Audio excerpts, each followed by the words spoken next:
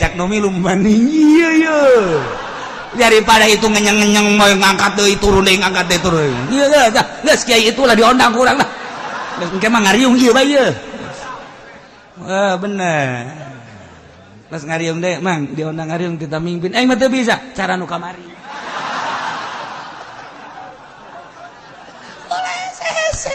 tuh orang ku ngaji kan ngeunaheun neuk jarah bae menta anteur jarah teu bisa babacan ya Allah ya Rabbi euy jarang teu bisa ilah hadarat-hadaratan teu kudu hadarat sia cicing di dinya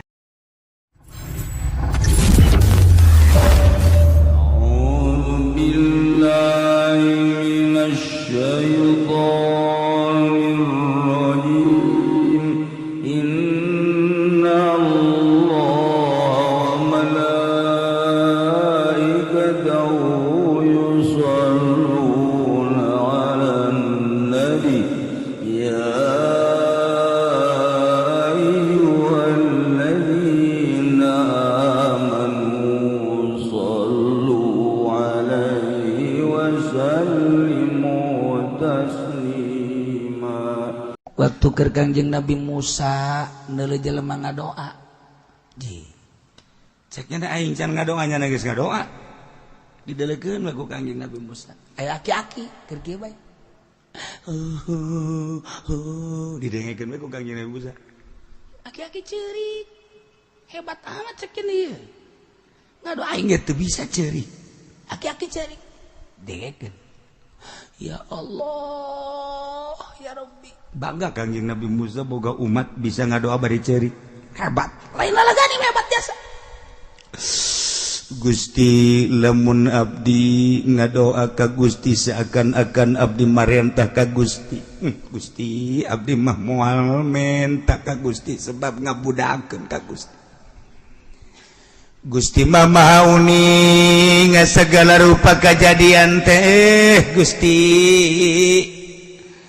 kejadian-kejadian naon bege jati Gusti geus atuh teu kudu ngadoa naon menta kukumaha aja kabege meunang Gusti ieu mah ngan sakadar abdi mah unjukan abdi deukeut jasa jeung Gusti abdi cinta jasa ka Gusti oh Gusti sayangku aku cinta padamu Gusti sebagaimana aku cinta padamu engkau pun cinta kepadaku tidak ada cinta di hatiku kecuali engkau ya Rabb ya Rabb ya Rabb ya Rabb akan ku peluk dirimu akan ku kecup dirimu jadi cak Kangjeng jadi kieu ieu budak kadoa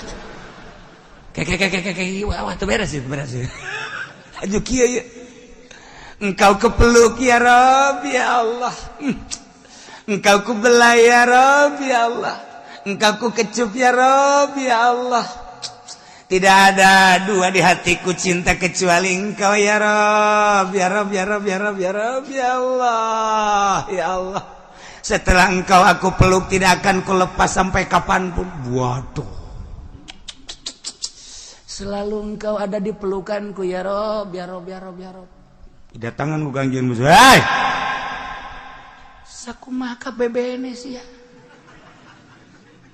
yang ada kos gitu mata maka bebene aku cinta padamu ku belai rambutmu waduh Masya Allah senang aku bersanding dengan satu hari tak bertemu rindu rasanya waduh eta mah kos gitu mata maka kabogos carekan ku Kangjeng Nabi Musa Kangjeng Nabi Musa ana dicarekan ku Musa ulah sok sacurakan carekana eta teh hamba aing anu deukeut ka aing poho nyana ku poho-pohona nyana seakan-akan aing wujud di hareupeun nyana nu mantak boga perasaan aku aing teh dipeluk ku nyana aing teh dikecup ku nyana aing teh dibelai ku nyana eueuh deui pangomongan iwal ti bahasa model kitu lantaran nyana mah bodoh make bahasana model kos kitu aing teh deukeut ka nyana aing deukeut ka nyana nyana deukeut ka aing ulah sok dihaharua eta Gusti bahasana iya tuh jelema bodoh mah kaje emang nu bodoh mah kos itu nu penting mah nyana ngaku ka aing nyana ibadah ka aing ku kabodohan nyana geus rela ngorbankeun sagala-galana lu bodoh mah nu bodoh diampura bae ku aing tuh nu mantak urang untung jadi jelema bodoh. Anu pinter mah hudang dipeting mandi wudu terus kemudian sholat tahajud lamun encan husu lantaran pinternya ka husu dicarekan ku Gusti Allah tapi nu bodoh mah asal hudang ngalah wudu salih sholat tahajud Allahu akbar tolil ahad Allahu akbar sadadat SD hudang jam 7 subuh teh subuh. Eta teh kan sakurang mah teu bagus eta. Emang kurang nama, tapi Allah ngalem. Beus ya ulah keur salat keur hudangna doang ge kiih aing geus ngalem ka sia. Nu mantak aki-aki mah hudang tipe tinggi deuleu jam ceknya jam 2 angel kene amat be. Ieu lamun lain kiih aing mah teu hudang kiih nyana bari ngomong di jero hatena deuh. Ieu kiih Gusti Allah tah aya Gusti Allahan kan. Ya abdi dibere bekser ku Gusti gara-gara bekser abdi teh hudang dipeting jahorenganan sok hudang dipeting mah para nabi para rasul para wali abdi ge hudang sanajan bari jeung kieu reup hees deui eta geus ganjaranna gede jasa eta aki-aki ge teh kudu tahajud aki-aki mah kitu bae menang 5 bulan nya lagi boga perasaan oplo amat aing hudang hees rumah ning salat ngan keur carita hudang doang ya aju boga pikiran kos gitu eta hebat jaga-jaga teh aing keur ngorang mah sehat tilok aing teh hayang kieu ti peuting barang geus kolot ku ari mah kedeung-kedeung ki ya hudang ti peuting teh jam 1 hudang jam 2 hudang jam 3 hudang mikiran nya anu sok hudang ti peuting mah rasul janu sok hudang ti peuting mah nabi jangan sok hudang dipeting mah para wali, para ulama salafus sholihin berarti aing ge meureunanan ku Allah dijadikeun wali. Aduh. Tolol tak kita. Karena hudang doang jadi wali. Ih, tah tapakur kos kitu teh, tapakur kos kitu gede ganjaran. Geus bae, geus ulah salat. Geus aki-aki mah. Di cenah kieu akur amat ya kula ge tilok salat. Aing anu mantek aing ngomong gitu ge nyaho. Sia tilok sholat ngan di blon-blon penmannya jadi sekolah teh ini carekan kanjeng Nabi Musa antap kan eta hamba aing kabisana sakitu antap geus deukeut ka aing oh cak kanjeng Nabi Musa horenganan dideukeutan ka Allah masa kumaha kadar dirina nu penting mah nemah bae aing mah boga ilmu teh sakieu aing mah boga ilmu teh sakieu ku ilmu sakieu ku aing deuk dipake ka Allah asal nemah tadarruk DP ka Allah boga rasa ku bodoh aing daripada jelema pinter agul ku pinterna maningan nu bodoh ngarasa bodoh ge di akhirat bakal hebatan nu bodoh ngarasa bodoh daripada nu pinter ngarasa pinter deh pinter aya di aing segala rupa aya di aing diksa anu ngalehkeun aing beuh dokter aya di aing insinyur aya di aing dokter rendos aya di aing buka abi aing mah pinter jasa dik caritakeun naon coba alam aing mah nya dik caritakeun urusan astronomi aing mah urusan perbintangan dia nyaho aing mah nyaritakeun urusan tumbuh-tumbuhan dia nyaho hei dosen aing mah ngadosenan di universitas anu nomor 1 aing mah geus saluhureun sagala rupa beuh aing takabur ku ilmu dibandingkan jeung sanajan nya ibadah ka Allah dibandingkan jeung nu bodoh ya Allah ya Rabbi abdi manjasa kikieuna dibere ku Gusti nemah abdi ku bodoh abdi tapi tetep abdi ku bodoh abdi hayang salamet mudah-mudahan we bodoh abdi moal kasalamatan Gusti jasa kieu bisana abdi mah abdi bodoh tapi abdi kos jelema pinter Gusti nu pinter mah ti penting telok hudang abdi mah du bodoh tapi hudang nu pinter mah tipeting teruk maca sholawat abdi bodoh tapi abdi membaca sholawat tuh abdi bodoh tapi kos tu pinter itu pinter tapi kos tu bodoh Gusti ku bodoh abdi mah hayang disalamatkeun we jaga di akhirat tetep abdi mah embung ka neraka Gusti kajeun diseret ku malaikat abdi mah embung deuk lumpat ka surga Gusti cek Gusti deuk jalan mana minta jalan abdi tuh pan ngaco atuh ngaco emang nu bodoh mah ngaco tuh atuh bodoh make ngaco tetep abdi deuk lulumpatan diseret ku malaikat abdi embung Gusti kajian ku kumaha parangsana kumaha meureun eta bodoh pan ngomong lagi itu kan nu bodoh mah tetep abdi mah kajian ku kumaha embung misalnya abdi dibalangkeun ka neraka tetep abdi mah deuk hudang naik kajian ku kumaha abdi mah di belembung kajian ku kumaha tetep abdi mah deuk neangan jalan ka surga dah kajian ku kumaha jalan tol aya jalan biasa aya jalan batur mah teu nyaho jalan cecopet ge abdi mah nyaho geus abdi mah deuk malipit los pokona ka surga bae kan ngaranna jelema bodoh atuh pan kamun kadenge kudu pinter mah tolol amat emang di akhirat kos kumaha emang deuk kebelar aja tapi tetep bae ku kabodohan nyahana Allah ngalem heuh atuh geus daripada nu pinter nyaho jalan tapi teu ngalaksanakeun mending nu bodoh acak-acakan los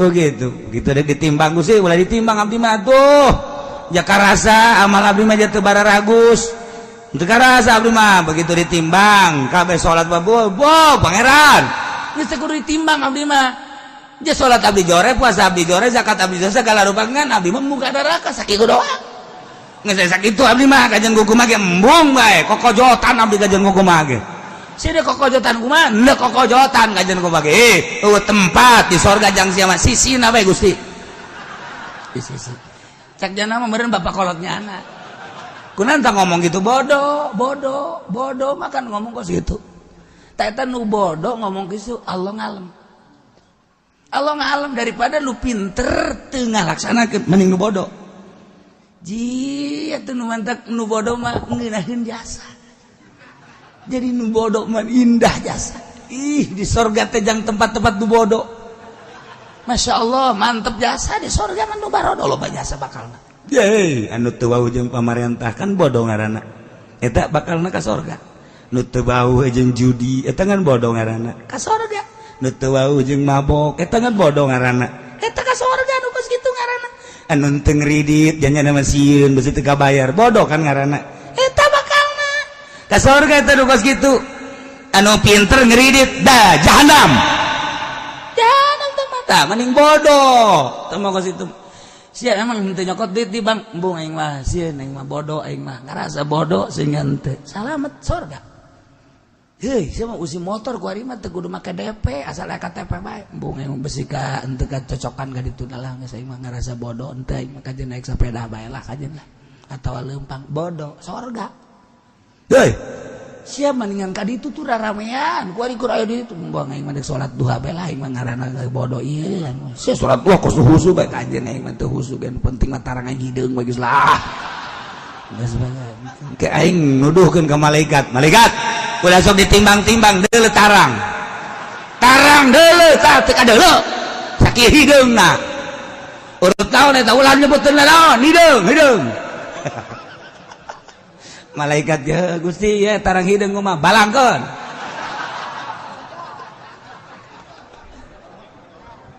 maksudna bodoh ieu mah keur carita nu bodoh tapi nyana ngalaksanakeun sorga di emang umat dongeng kan tadi nu ngadoa ka Gusti umat Kangjeng Nabi Musa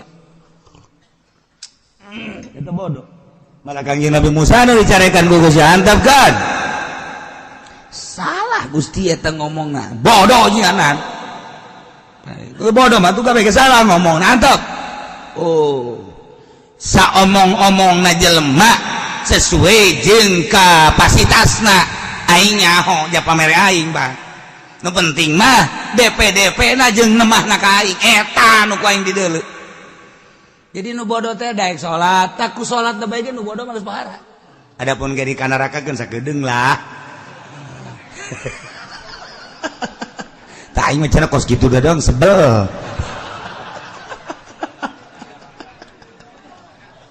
atuh geus geraheun ka sorga aju ka neraka nah iya kan mantap bodoh tapi make hebat ngadoa aku ngomong emang ngadoa make bahasa urang ngadoa mah jamenta ulah sok aju ngariung bau datang ke urang naek kieu angel mah turun deui sugan teh mah deuk robana atina pidunya hasanah geus naek urang turun deui datang ka titadina amin kencang datang ka lalaunan datang ka Malik ngadoakeun teh kubar edek tak kiai Malik dilanat cenah atuh ngadoa mah kada salamat ulah cara Kangjeng Nabi sih geus make urang lamun ditangariung ye tangariung eueuh kiai ustad urang mah aja cenah jatuh bisa hadiah make urang Fatihah ka hiji jangan saya ayo kadekan Jang Umar nah Fatihah ka hiji Umar Al-Fatihah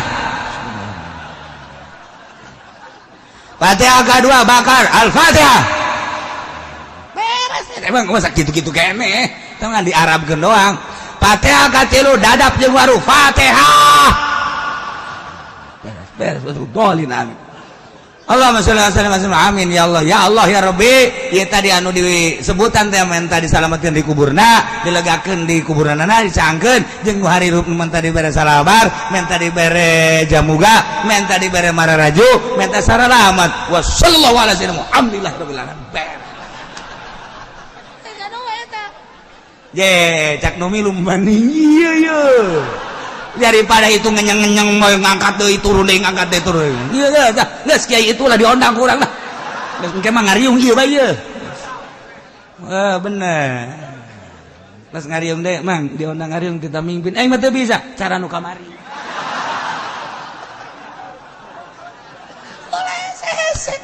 tuh urang ku ngaji kan ngeunaheun neuk jarah bae menta anteur jarah teu bisa babaca ya Allah ya Rabbi euy jarang tuh bisa ilah hadorot-hadorotan teu kudu hadorot-hadorot sia cicing di dinya hai ahli kubur aing datang ya ka sia Fatihah beres eta ngan ulah gandeng-gandeng pasti aya nu ngadenge waduh wali tanaon nya eta sarua gitu-gitu kene ai kudu dibejakeun mah gitu-gitu kene teu beda ngan eta mah diarabkeun doang gila hadarati ila arwahi jami ahlil kubur minal muslimin wal muslimin eta mah diarabkeun make bahasa urang teh abah kula datang ye atuh sarua aja Kangjeng Nabi kan jinakum zairin antum lana salafun wa nahnu alaikum tabun wa inna insyaallah ta'ala bikum lahikun sallallahu eta mah bahasa Arab jinakum zairin abdi datang zarah ya sarua bae bah kula datang zarah ya ka abah ye hayang naon sia tungtungnya jadi dukun gitu itu.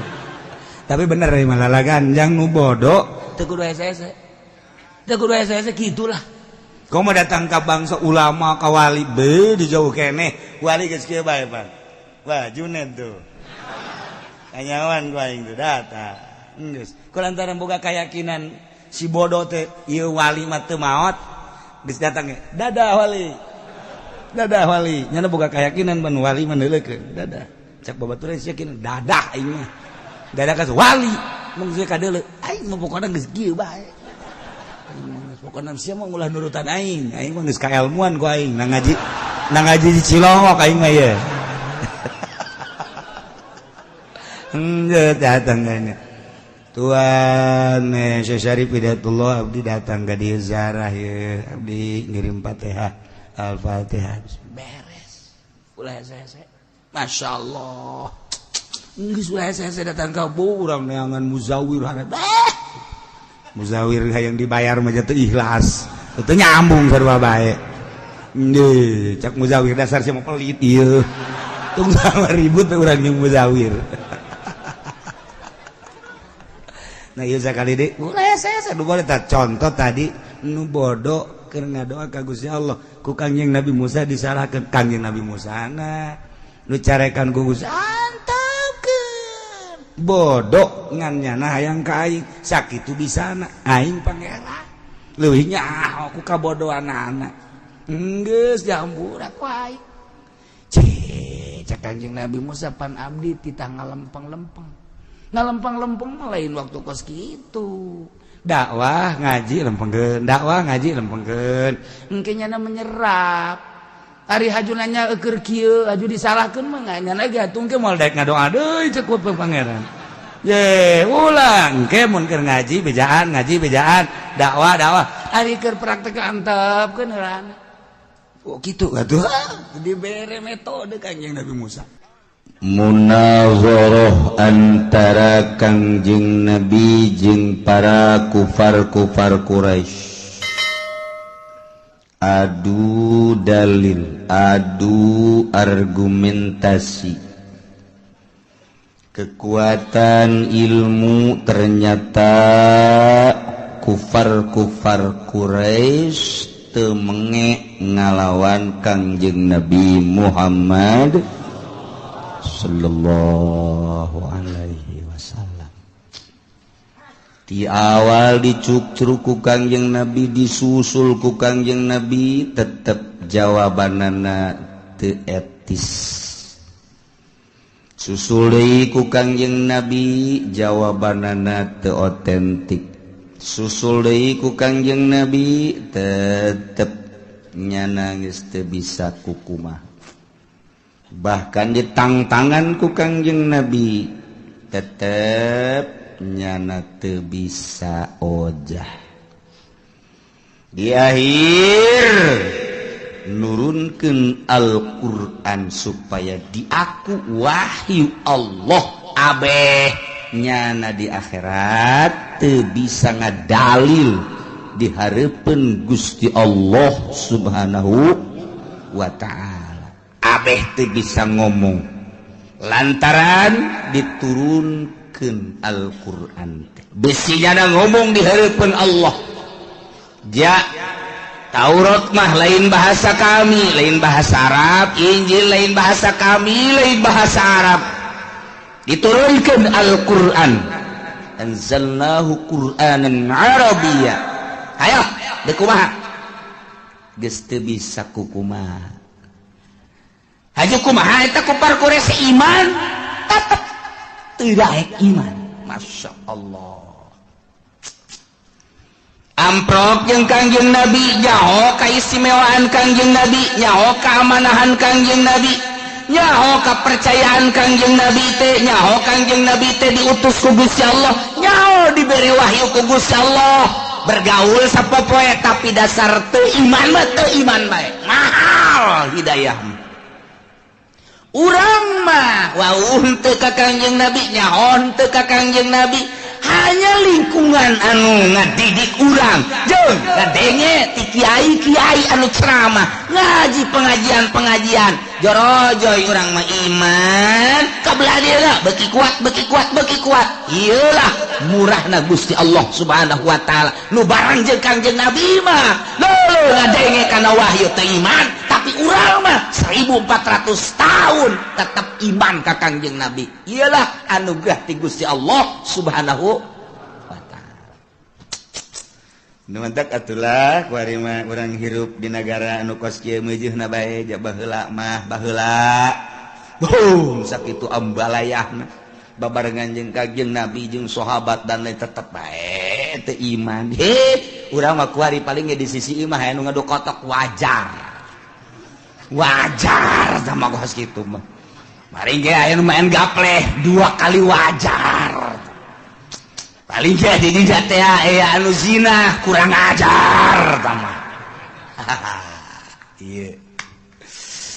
Tetep urang hayang rapi, urang hayang salamet, anak pamajikan urang hayang salamet, tatangga urang hayang salamet, babaturan urang hayang salamet. Ngementek teureun-teureun wali-wali Allah mah ngadua lain jang sorangan Gusti, salametkeun pamajikan, salametkeun anak incu, salametkeun Gusti dulur-dulur, salametkeun tatangga-tatangga Gusti. Eta mah nyana keur judi, segala mabok, segala non tamaku nafsuda Gusti. Bere nyana hidayah Gusti salametkeun tah ngadoa teh, ngadoa lain jang sorangan. Urang pan lain kitu Gusti, abdi salametkeun adapun eta mah babaturan jongklokeun haba. Oh, cak Gusti teh sia eta hamba aing Gusti jadi kitu-kitu, atuh siapa cak Gusti teh. Kulon haju pemilu ka batur teh nu aing cak Allah tuh. Urang mah teh etis kan. Mentak mun eueuh para wali Allah di Jakarta wallahu a'lam. Mun eueuh wali Allah di Bandung, mun eueuh wali Allah di Banten wallahu a'lam. Untung bae masih kene aya nu sok hudang peuting, hudang ki SD.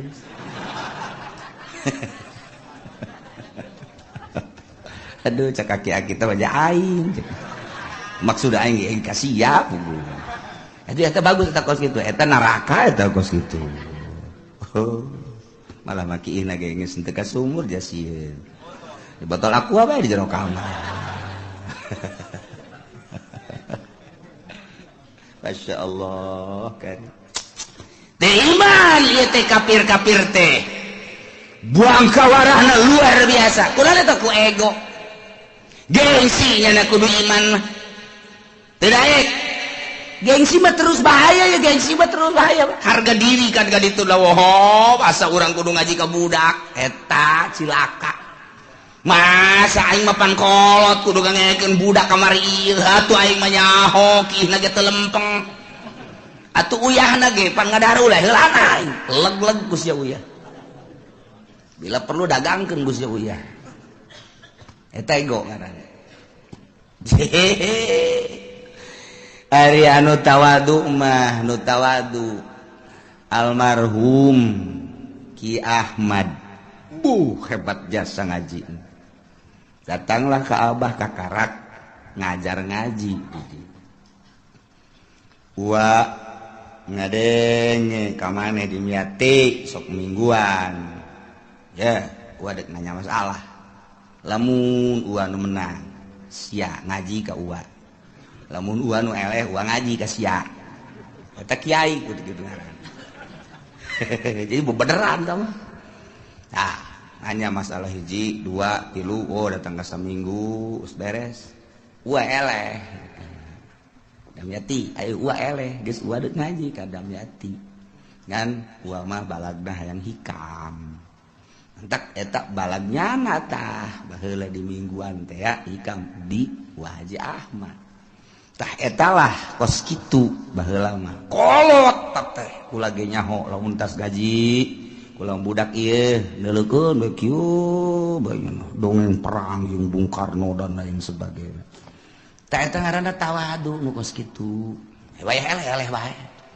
kolot ya teh bodoh bae atuh masalah ngan tawadu nu kos kitu ngaranna teh eta aki-aki nu terepaeh teh ya ngaji eta tawadu ngaranna teu makeun mah bodoh tadina ge teu mondok aja teu ngaji pan cilaka aing menemah lah kolot mah kolot bae ngaji lah tuh eta tawadu nu penting ulah nu handap bae tawadu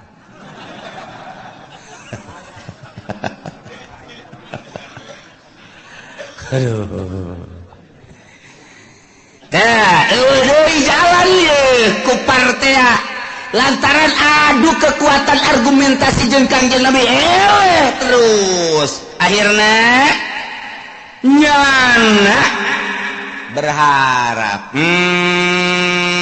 ceknya nate aing mah kajen kumaha ge jam moal kudu iman ka sia Muhammad sebab sia mah budak kamari gagah aya di aing beunghar aya di aing pinter aya di aing nya ge sia ka sia hebat tapi kan budak tur yatim teu hayang aing mah kajen modar aing mah moal kudu iman ka sia masyaallah kan pohara atau aing mah daripada iman ka sia aing mah mendingan kakenaan ku siksa lah endek aya seuneu-seuneu tamah tinu maha kawasa cenah gempa-gempa cenah banjir pokona mah aing mah mendingan kena kos kitu daripada iman ka sia weh teh si pohara-pohara teh atawa sebagian dari ayat-ayat Allah anu ngajadikeun kana ciri kiamat daekan eta ieu daripada iman ka sia pohara kupar Quraisy mboga da iman ka Kangjeng Nabi hayang kudu iman ka sia budak kamari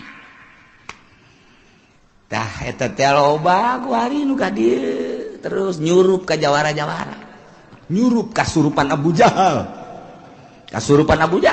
loba kudu ngaji ka nyana heulan sapiranya nyaho kiihna aing kaki iki dibahas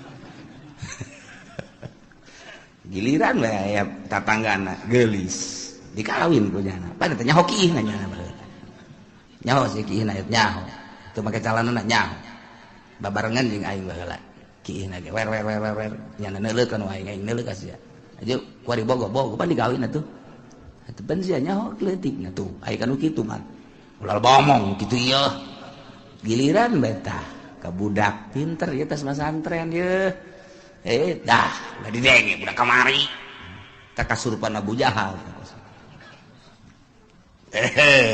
dak itu turun ayat hal yanzuruna illa an tatiyahumul malaikah aw yatiya rabbuk aw yatiya ba'du ayati rabbik hal yanzuruna tengah dago anu ngabohongkeun ka anjeun Muhammad ngabohongkeun ka wahyu ka Al-Qur'an padahal geus dijelaskeun pan kamari teh bahwa inna za Qur'an teh lain lalawara tetapi manehanana teu daek iman ngabohongkeun ka Al-Qur'an teu pati njana ngadagoan kecuali hayang didatangan ku malaikat supaya nyabut rohna daekan keneh paeh aing mah daripada iman ka Al-Qur'an. Wow. Iji oh ya tia badu ayat oh ya tia rabbuk ay amru yakni siksa atawa aing mah daekan keneh ngadagoan siksa Allah atau siksa pangeran lah daripada iman ka Muhammad iman ka Al-Qur'an tayangnya atawa ayatia ba'du ayati rabbik datang sebahagian tanda-tanda pangeran anjeun nunuduhkeun kana kiamat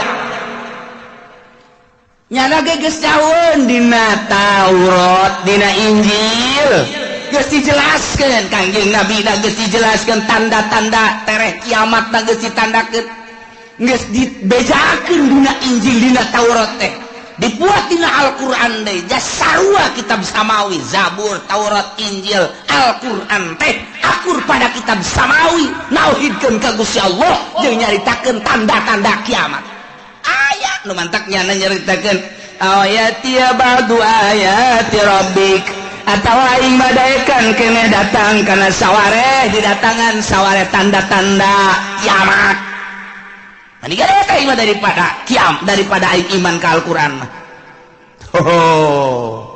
aing kitu naon tanda kiamat iyalah yauma yati ba'du ayati rabbika la yanfa'u nafsan imanuha lam takun amanat min qabl padahal mah di mana-mana datang tanda kiamat sebahagian ayat-ayat pangeran anu nuduhkeun kana yen kiamat bakal terjadi di akhir zaman bakal aya 10 tanda kiamat hiji dajjal dua dabah tilu khasapun bil masyriq gempa di wetan khasapun bil maghrib gempa di kulon khasapun bi jaziratin di jaziratil Arab jelas pak gempa di berbagai benua Asia, benua Eropa, benua Afrika, benua itu Amerika gempa di mana-mana bakal terjadi. Eta tanda geus tereh deukeut ka kiamat. Ditambah deui jeung dukon aya haseup unggal nagara engke bakalna. Ngan haseup tersebut kan puang gede-gede nama engke di Timur Tengah. Bakal aya haseup kadeuleu ku kabehan geus teu bisa ditahan tamah haseup. Unggal nagara ge aya haseup, ngan haseup eta mah pohara dukon eta mah. Datang ke poe sadunia poe ku haseup eta.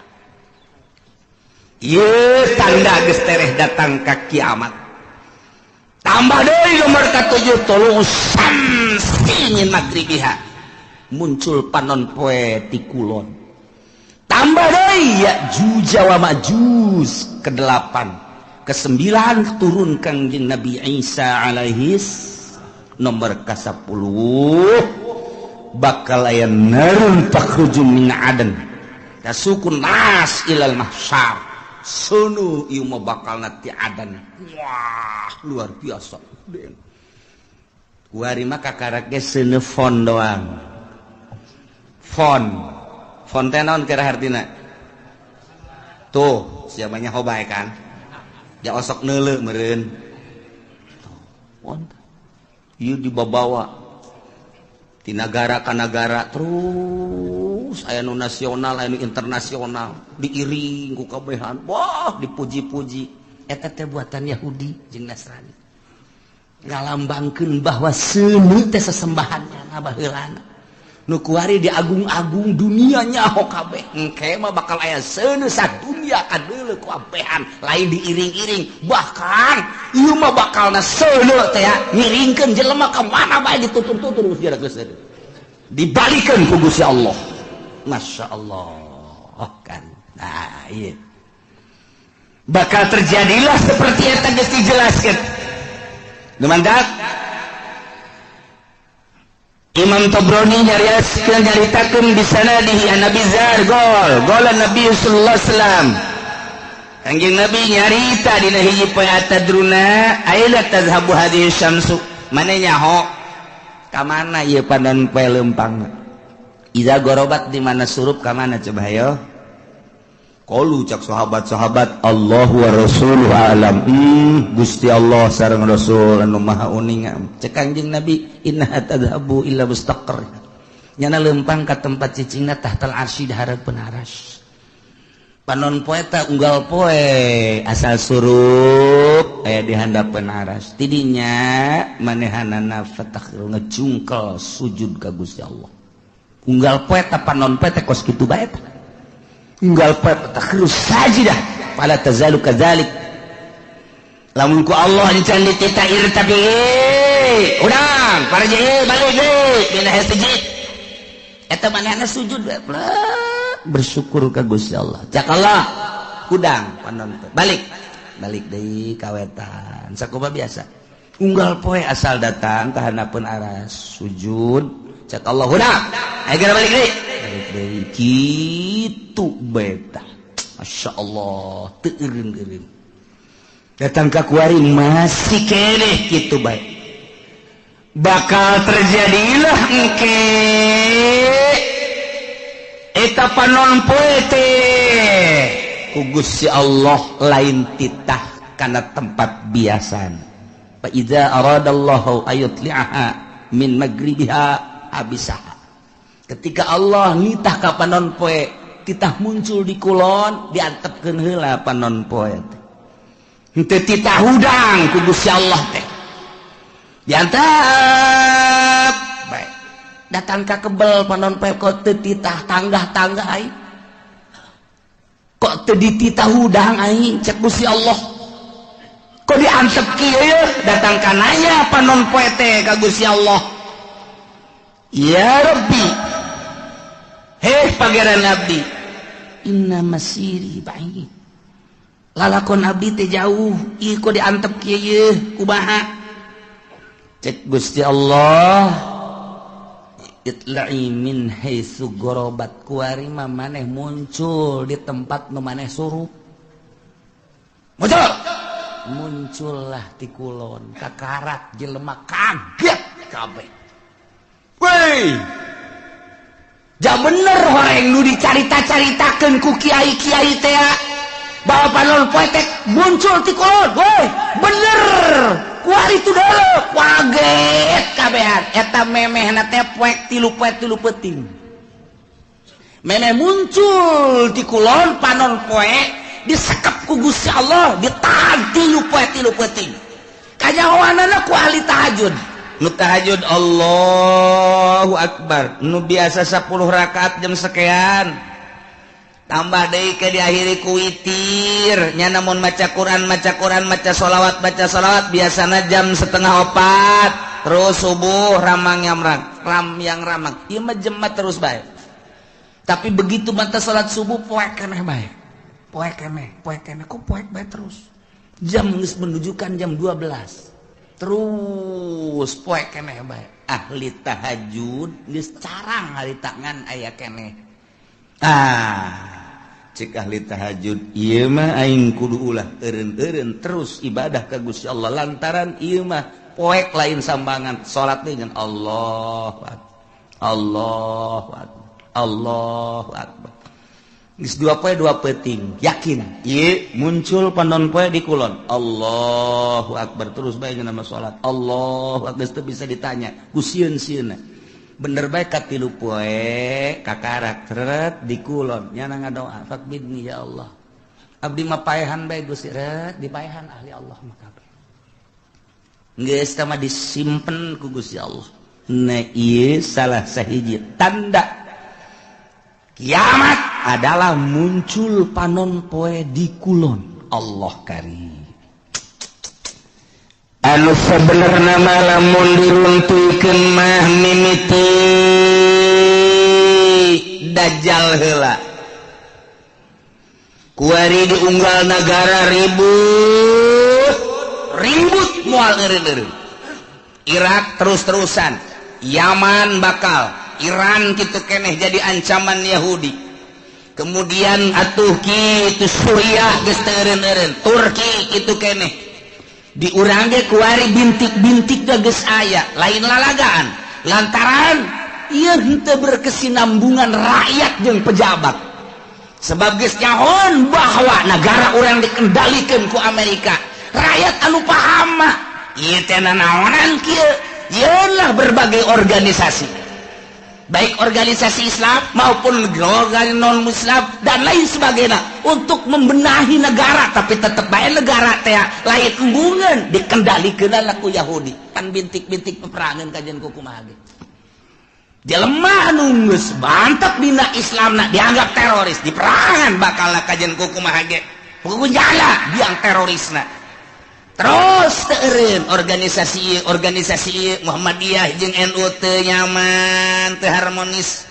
Tambah deui ku HTI teu nyaman, teu harmonis. Tambah deui ku Hurut teu nyaman, teu harmonis. Tambah deui ku FPI teu nyaman, teu harmonis. Padahal mah ngomongna mah kabeh demi kemaslahatan umat. Matak naon atuh nyana duduk bersama benerkeun ta pamarentah. Tapi kan teu bisa lantaran dikendalikeun ku Emrik. Mah bisa geus kajian ku kumaha ge ieu mah. Geus lalakon kos ieu baja kuari ge presidenna teh geus nyaho aya. Teu dipilih ku ari teh pemilihan geus aya si eta. Kok bisa kos kitu bae pengendalian mah. Nah, engke kan mulai tah riweuh-riweuh organisasi jeung organisasi. Tos mulai ayeuna ka parlemen. Terus iya ribut lah. Pasti bae ribut engke nyabelah rakyat jeung pemerintah. Sebab pemerintah dikendalikan ku Yahudi, tidak berdiri sendiri. Rakyat embung dikendalikan ku Yahudi atau ku Amerika. Timbullah engke bakalna tentara bagi dua, polisi bagi dua, ribut pasti di negara. Irak model kos kitu, Iran model kos kitu, Suriah model kos kitu. Nu kuari eukeur bae, Mesir, Suriah seperti gitulah. Ieu wayang Amerikana teh disetujuan ieu teh ku rakyat. Rakyat teh hayang nyieun sorangan nu mandiri. Kemudian geus aya di dieu boga lalakon. Ieu Amerika, nyieun jelema ribut lah. Rakyat bagi dua, polisi bagi dua, ABRI bagi dua. Mesir model kos kitu. Suriah model kos kitu. Ieu ku ari pemilihan di Irak teh lantaran ieu teh buatan Amerika, rakyat embung, bom sing jelebur. Suriah gitu kene, iya kami mah hayang iya isulah ke orang, kieulah. Sementara isu nu datang ke orang, informasinya geus teu murni, sulit. Lantaran Gus Dur da geus eueuh, nu sok mere informasi murni. Kuari dikendalikeun ku batur, hanya 25% nu datang ke orang informasi teu baber. Hese nyarita urang, ribut nyahona urang mah silih tembak di Suriah, silih tembak di Irak. Engke bakal ke Indonesia seperti itu. Moal henteu ieu mah bakal jasa, buakal jasa. Matak nu kolot mah geus bae eta mah untung jasa. Untung kunaon cenah Kiai? Moal perang nya no kaburu paeh teh heula. Untung. Can bogo itu. Bakal. Henteu bisa henteu ieu bakal jeung kuku mah jasa sebab naon? Sebab kabehan ge di luhur teh geus teu bisa dibenerkeun. Teu bisa dibenerkeun. Baheula teh nyieun negara demokrasi di negara urang. Oh masalah geus, padahal mah kiai nu nyieunna kan 90% muslim, eta mah ngan 1% teh eta mah Kristen di urang teh. Bilung ekor hasil perjuangan anak. Oh masalah geus. masalah geus demokrasi, tetapi untuk keputusan-keputusan hukum dijieun lah muih atuh ku ari muiin age pandeg dirantai. Da kumaha eta teh jang naon? Jang supaya hukum-hukum Islam teh ngeunaheun, disteril ku muih. Geus ditosran lah ku muih. Urang damai hirup teh. Ketika aya hukum-hukum Islam, geus aya perwakilan urang melalui bahsul masail angsongkeun ka muih. Jadilah engke keputusan muih kan ngeunah ku ari muihna dikendalikeun ku si itu. Ya kumaha atuh? Mantap geus we pi perangan teh lain di Suriah, lain di Mesir, lain di Irak, lain di Iran, lain di Yaman, lain di Turki, lain di kitu berbagai negara-negara Islam nu keur diobok-obok di Indonesia kitu keneh. Atuh engke lamun geus kabeh mah atuh kabeh ka Eropa, ka Amerika, ka Australia perang. Bakal teh moal turun dajjal lamun teu peperangan. Moal. Cirina haram sekitarna di lebaran, Madinah di lebaran, eta teh nyana nyaho atawa henteu ka peruntukanana nu jelas engke bakal jadi untuk penampungan manusia di berbagai negara. Ribut lah, geus kacau di unggal negara, Irak teu eureun-eureun, Iran teu eureun-eureun, Suriah, Mesir kabeh. Woi, Al-Azhar tinggal Al-Azharna Indonesia dan lain sebagainya. Hayang nyalametkeun diri ka markah ka ditu didesak pemerintah Arab engke supaya membuka lebar-lebar bagi nu urban di berbagai negara sebab geus kacau lah luar biasa hese geus teu bisa diledakeun abri bagi dua polisi bagi dua berbagai kekuatan bagi dua aduh hantem rakyat nu milu jeung ieu nu milu jeung ieu ribut hayang salamet agama ka Mekah mah diamankeun jeung Madinah sementara. Kadari itu kajen ngampar ge di dinya kajen teuing ngampar di dinya. Terus mantap ku dilegaan kurang mah barang dilegaan ingetlah sejarah hadis Kanjeng Nabi. Wow, tereh berarti. Tah ke dajjal lah turun. Wah, kaunggal negaranya nama hiber dajjal mah. Jelema hayang emas cokot batu. Asal siap percaya aing pangeran.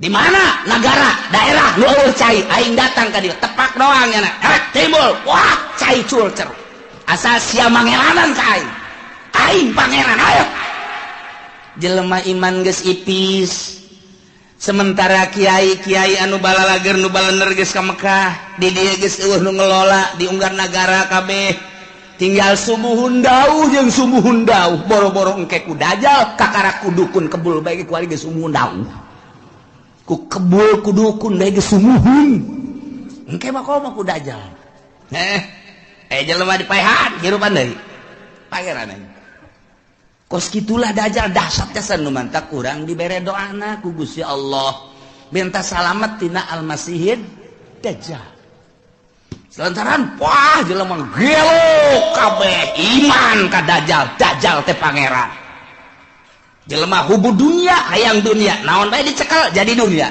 hayang emas jadi emas hayang duit jadi duit hayang motor jadi motor ku ari bang kredit engke mah hayang naon sia mio datang sia naon hayang Avanza berem Avanza ngajogrog sia hayang naon ieu mah cenah hayang hartop aya tuh di ditu tuh aya los cokot ku sia tuh hartop teu leumpang akina rusak atuh geus bacem hayo sih hayang awe watu jelema ngagayok eta lah nomor kahiji dajjal nomor kedua setelah dajjal nuzul Isa turun Kangjeng Nabi Isa ngan aya anu nyaritakeun memeh dajjal ieu adalah Imam Mahdi heula geus teu kuat kabeh ngadoa Gusti minta diturunkeun Imam Mahdi aya jelema kasep kemudian salat teureun-eureun Allahu Akbar pas di makom Ibrahim Allahu Akbar nu wani ngaganggu urang Arabna urang mamana ge ku harismana ku kasepna gagahna Allahu Akbar teureun-eureun salat bae sapoe dua poe tilu poe mulai suara-suara aya nu kasep salat bae di dinya Wah mulai wah diperhatikan wah iya tanda-tanda iya bener dajjal kakarak begitu mana salam dicekel ditanya manis bu tidak ngajawab sangat tidak ngajawab kabeh nyebutkan ente dajjal ente mahdi tidak kakarak maka subuh wallah ente mahdi kakarak wah ditangkap perjuangkan mahdi ilah mahdi nu bakal jadi kesatria eta bakal non istimewa mah berjuang melalui Imam Mahdi. Mantap kuari geus loba tuh di Cikupa aya Mahdi hiji. Tapi tukang main gapleh teh mah di Bojong Mahdi hiji. Teman niruan sendal bae deui. Si Mahdi macam-macam Mahdi. Terus Dajjal, eleh ku Dajjal mah. Maka segeralah nuzulu Isa turun kangjeng Nabi Isa alaihis salam. Dibantulah kangjeng Nabi Isa kusaha ku ashabul kahfi nu ayeuna di Yordania. Nu kamari kuring sadayana zarah ka ditu. Gila ashabul kahfi. Wah, buuk ngarundai ka handap. Lantaran besar bara 1000 tahun atuh di zaman Raja Dikianus datang ka ayeuna.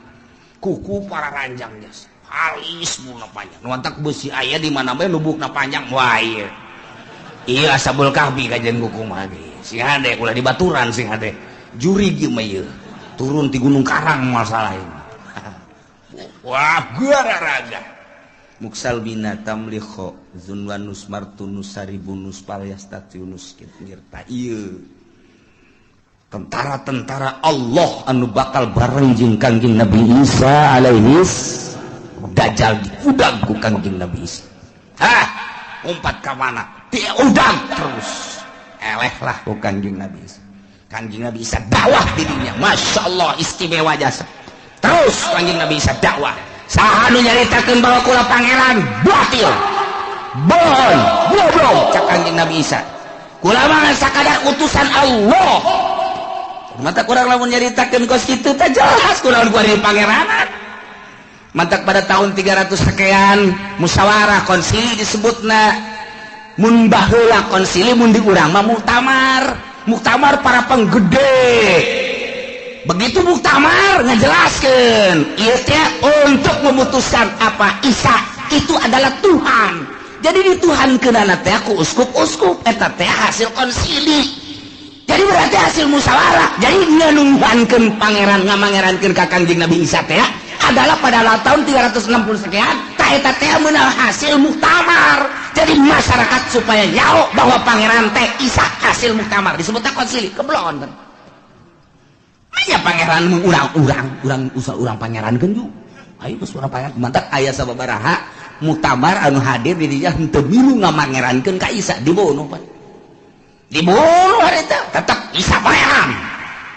Jadilah datang ka kuari Tritunggal engke kangjeng Nabi Isa marah saha nu ngajadikeun aing pangeran aing rasul anu kuari ngajalankeun syariat Muhammad aku aya da kangjeng Nabi urang wai bahala kawin kangjeng Nabi Isa pan baheula teu kawin da ieu kuari mah kawin ke bakalna turun ka dunia nyana dakwah terus jelema istimewa kabeh iman nyana kawin ngan teu lila kangjeng Nabi Isa diangkat deh maot kangjeng Nabi Isa mulai kacau deui ya ngan nu baragus geus mulai ku Gusti Allah langsung aya angin seger asal ngambe angin eta pae asal ngambe angin eta maot nu ibadah ka Allah maut maot ya Allah ya Rabbi tinggal Cameron bakukul geus luar biasa bakukul deui belah tidinya turunlah Ya'juj wa Ma'juj. Urang lamun nyarita dina Al-Qur'an aya Ya'juj wa Ma'juj anu dibendung ku kitu Zulkarnain. Urang mun maca surat Kahfi aya. Ke dihareup bakal dongeng Ya'juj wa Ma'juj nu kangjeng Nabi waktu kangjeng Nabi tas Isra ningali bendungan imam kitu raja tersebut ieu geus sagede kieu tah. sedangkan iya deka luar geus sagede kieu cak Kangjeng Nabi engke bakal gede di akhir zaman bakal kala luar di bada kala luar Ya'juj wa Ma'juj terus bae ngadaharan naon aya bae manusia di dahar hewan di dahar suagua rupa di dahar wah Ya'juj wa Ma'juj mah ieu mah tangkal kayu sok pala di daharan bae ieu datang anu pohara geus mantak baheula ku Zulkarnain di bendung ge raja sadunya Raja Zulkarnain dikuat di Al-Qur'anul Karim ngan eta bendungan Raja Zulkarnain teh ya nu kuari di laut manana ieu ditelusuri ke berbagai ilmuwan dunia seluruh benua Asia, Afrika, Amerika, Eropa, Australia. Ya, urang teangan coba bendungan Zulkarnain teh di mana ieu? Sebab Ashabul Kahfi kanyahoan Kangjeng Nabi Syuaib kanyahoan dan lain-lain sebagainya kanyahoan. Urut Kangjeng Nabi elut kamari laut mati aya kanyahoan. Wah bae aya ieu teh di dunia nu aya dina sejarah nu di Quran teh aya kabeh. Kemudian piramid aya, Firaun aya dan lain sebagainya aya. Ieu bendungan Zulkarnain ieulah anu encan kapanggih datang ka perdetik ieu. Nah, tapi geus mulai kuari kanyahoan. Geus mulai. Berbarengan jeung kanyahoanana kapal Kangjeng Nabi Nuh. Kapal Kangjeng Nabi Nuh teh kuari teh aya keneh. Kapalna aya keneh kapalna. Mesin deuk urang kada itu hayu. Di mana cenah Kiai? Lah, sia mah diajak ka Banten ge hararese. Komo ka ditu atuh. Di Gunung Arat. Di Gunung Arat, Arat teh di Turki. Ta eta teh di luhur gunung aya. Setiap jelema nu kadinya teu kuat paeh. Jalan luhur melalui udara tetep bae teu kuat. Didinya geus digambar saat orang didinya aya peninggalan kapal Kangjeng Nabi Nuh alaihi salam. Judi teh judi. Nah, geus kapanggih eta. Tinggal ieu bendungan Zulkarnain nu diditunan di bendung ieu Ya'juj wa Ma'juj. Di mana ieu? Bahkan ilmuwan alkohol Amerika pernah asup ka hiji daerahnya lagi kaget kok hewanna kos karari ceulikna lain irungna lain bahasana lain tak eta teh nyada kaget di dinya aya hewan seperti kieu yeuh teu kajawan nya lagi di mana tapi ketika jana perem ngadengela suara azan Allahu akbar Allahu akbar aya di daerahna deui berarti eta dibukakeun hijab mata asup Islam eta jelema eta asup Islam. Loba jasa di Amerika anu menemukan di Inggris, di Belanda kemudian asup Islam. Loba, ieu mah keur carita hayang mengetahui tentang bendungan Zulkarnain. Geus sapanggih aya sababaraha menemukan buah ieu cuman buah doang. Ketika aya seseorang anu menemukan hewan seperti itu apa ieu Ya'juj wa Ma'juj teh. Maka manehanna ngadenge suara azan. Kemudian bentak geus lain di dinya deui. Tah eta teh negara-negara kos kitu teh loba urang ge. Kuari ge urang mun ka Banten aya nu aju ka dulu istana kerajaan. Eta berarti diajak ka negara itu. Kamari aya di nu liwat ka dinya bae. Oh, aya kerajaan di daerah dia diketos bae kerajaan ketos. Raja jurig newo-newo meureun tah. Jawab. Ieu da ieu urang kan kuari.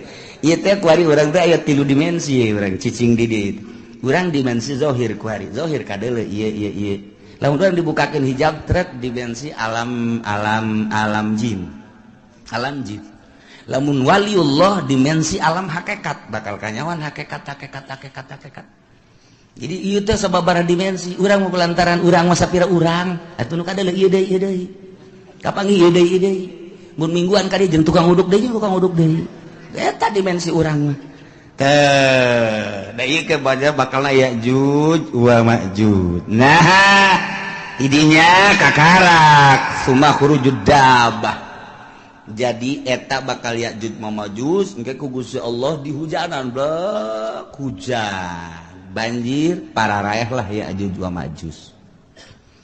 Tinggal manusia-manusia anu nyilib ararae loba keneh di dunia teh. Dabah teh ya hewan eta nya nama leutikan ti himar hampir sarua jeung himar begal ceulina rancung biasa ngan nya nama mau patlot mau pulpen leungeunna nulisan jelema tarang ditulisan mukmin kafir geus teu bisa kukumaha nu katulis kafir wae terus sadunya mukmin kafir dabah eta mah terus nulisan eta Masya Allah ieu lalakon lain lalagan ieu pohara jasa bakal katulis nah nunggu saya tulisan mukmin tidinya langsung tekebel mau ngeunah geus tinggal nu kafir siapa kafir sia kafir sia ge deuleu tarang sia ya sia kafir sia ge atuh kafir kabeh tah tidinya mah geus kafir engke mah bakalna awewe loba jasa lalaki kurang tak engke bakal lalaki diudag-udag ku awewe datang kelai katangkal kalapa kiih-kiihna ge dilamotan ku awewe ku eueuhna lalaki lamun hayang mahmur engke tah aduh hajuh deui zina teh ku hari makan masih kena di kamar masih kena di kontrakan eta anu kelas di hatap nu belah ditu da mah di hotel di tempat-tempat anu geus puguh lokasi-lokasina engke mah di sisi jalan kos kotok ieu hayang itu dibuka sleting beres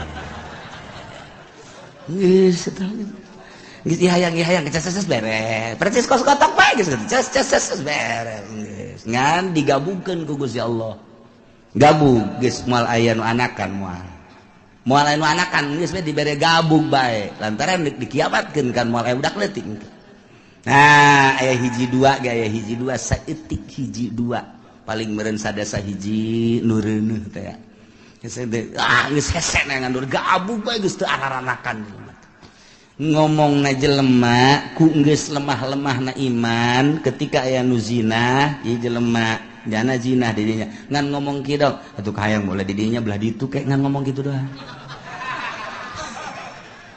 geus teu daya teu upaya geus sebab zina kabehan ngan ngomong da teh kitu hayang belah didinya atuh ceukna belah ditu ke naon ih kita lalikan aing mah geus beres ngomong gitu ditawaran daekeun pan blon eta iyalah bakal terjadi seperti eta Masya Allah kakarak summa tulu usyamsi min magribiha kakarak muncul panon poe di kulon jadi muncul panon poe di kulon setelah Mahdi setelah Dajjal setelah Dabah setelah Yajuj wa Majuj kakarak muncul panon poe nu mantak cek Kangjeng Nabi la taqumus saah moal waka terjadi kiamat hatta tatlu asyamsu min magribiha sehingga muncullah panon poe di kulon tah ieu teh ditangtangan ku kafir teh urang Quraisy nyaon dina Taurat dina Injil geus dijelaskeun nu mantak nyana lah aing mah daripada iman ka Quran jeung ka Muhammad maningan ge hiji lain cabut nyawa aing nomor kedua maning disiksa ku Gusti Allah nomor katilu Allah maning turunkeun bae tanda-tanda kiamat di antarana muncul panon poe di kulon nu mantak ketika muncul panon poe kumaha tangke bakalna yauma yati ba'du ayati rabbika la yanfa'u nafsan imanuha lam takun amanat min qabl dina poean datang sebahagian tanda-tanda pangeran yakni tere datang kiamat wahiyatul usyamsi muncul panon pemin maghribiati kulon sakumaha geus dijelaskeun di hadis Bukhari Muslim tah ketika muncul panon poe di kulon teh la yanfa'u nafsan imanuha lam takun amanat min qabl Allah mangpaat kawak-kawakan ka hiji jelema ka sahabat imanuha imanna lam takul amanat min qabl anu manehanana encan iman memeh eta mah geus begitu muncul panon poe di kulon nyana can iman haju nyana nyao ieu teh tanda kiamat berarti bener kiamat teh nyana iman geus tutup pintu sigotaka teu mangpaat samasakan jujung kelan nyana asyhadu an la ilaha illallah wa asyhadu anna muhammadar rasul geus tutup tamang geus tutup bae bukan asal muncul panon poe di kulon geus tutup syahadat tinggal syahadat zikir tinggal zikir jelema kabeh bakal neangan masjid kege tandana masjid eta adalah hiji aya kubahan, dua aya menarahan, tilu aya tihangan. Masjid mah mantap pakai tihang bae. Tanda masjid adalah tihang. Engke di akhir zaman ditareangan eta ngan geus hese. Neangan masjid geus sareueuh lantaran dibongkaran. Model di urang ge kuari keur dibangun masjid di berbagai negara, di berbagai daerah, di berbagai sudut dibangun lantaran masih keneh nyaman jeung aman, nu ibadah loba keneh. Di akhir coba engke lamun terus dikendalikeun ku Amerika. Nu jadi gubernur Jakarta kuari Ahok. Lamun aya Jokowi naik Ahok kafir. Tidak menutup kemungkinan engke Serang bupatina kafir, Pandeglang bupatina kafir. Lamun di Jakarta Ahok engke diserang si Cenglu, oh di Pandeglang si Tegwan, ayo si Tangerang si siang-siang melingseng. Geus nu beres kabeh. Ayo sia mangkaning ge bae tuh.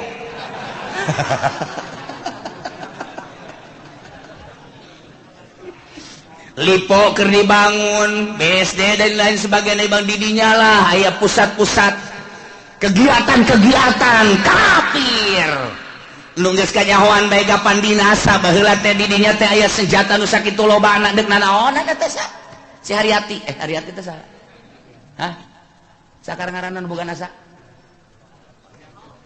Anu cangkep teh pan sia nyaho, pan babaturan sia. Hartati. Tepat loba senjata didinya ente mah teu nyaho. Mantak dirahasiakeun ku pemerintah. Bongkar. Waduh, aya naon ieu? Sementara di Jakarta kuari gedung kedubes 12 tingkat Amerika. Jang naon eta lamun lain boga cita-cita nu teu hade. Teh, emang kumaha gitu. Ieu teh dekristenisasi anu lain lalagan. Sementara pemerintahan urang wae. Kiai nu aya di itu huahe na 4 kali. Neu kumaha deui atuh. Lain teh diperjuangkeun geus ki ayana. Ya otomatis lah kafir.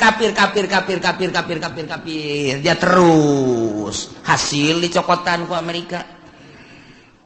Hasil dicokotan dan lain sebagainya urang dibangun.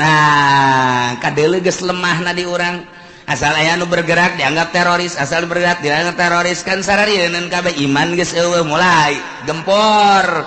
Sudah tidak ada masjid-masjidan, masjid paling hiji dua kan meureun anu dipertahankeun. Ayo sia tanah dibelian ku nyana nyeun gereja sadaek-daek. Nah, ada kumaha deui ayo.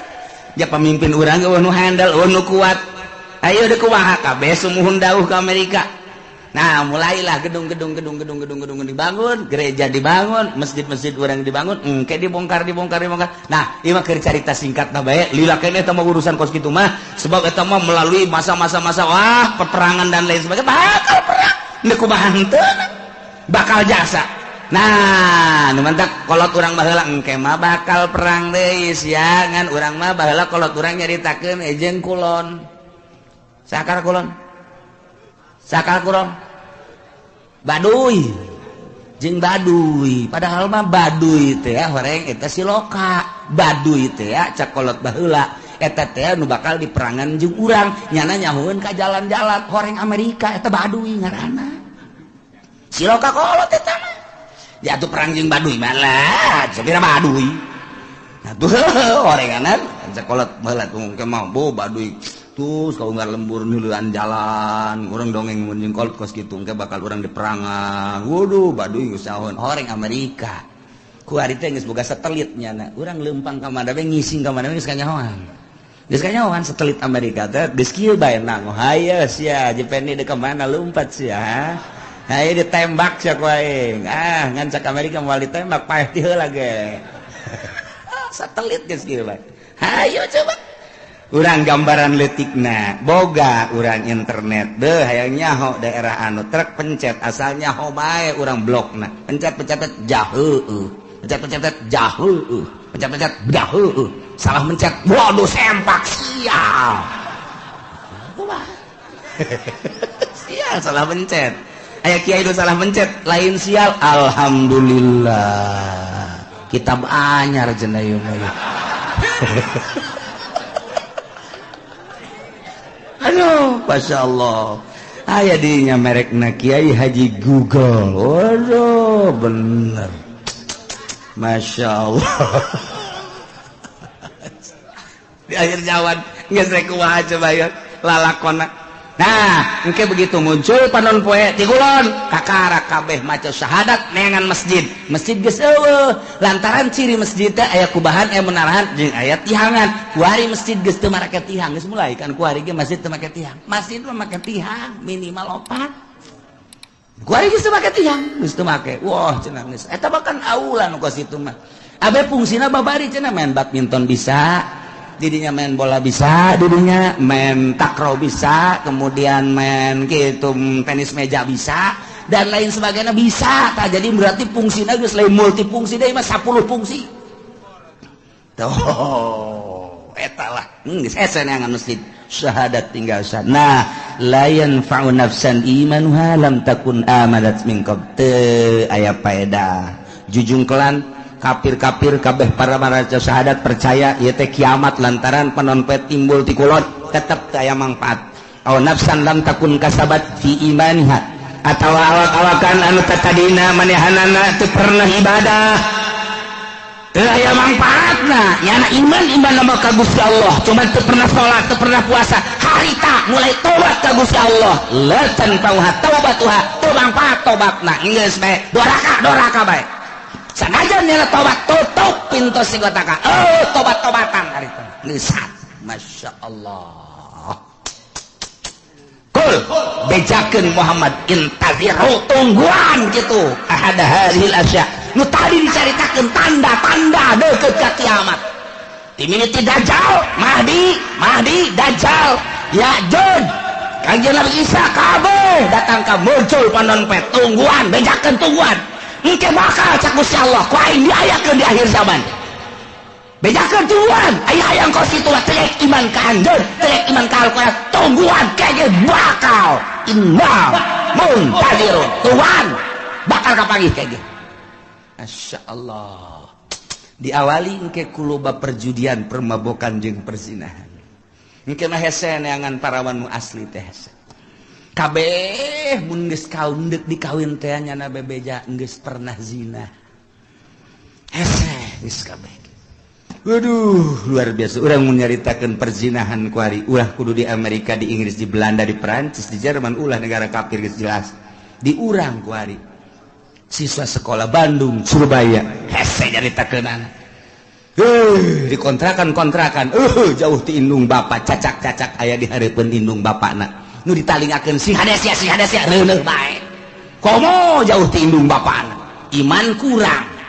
Duit kurang deui. Jang malayarkeun kontrakan. Atuh pandang karak.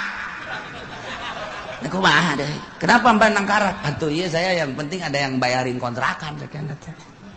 Enggak bagus gitu. Kececes dibere-beres. Eta ya kececesan segala.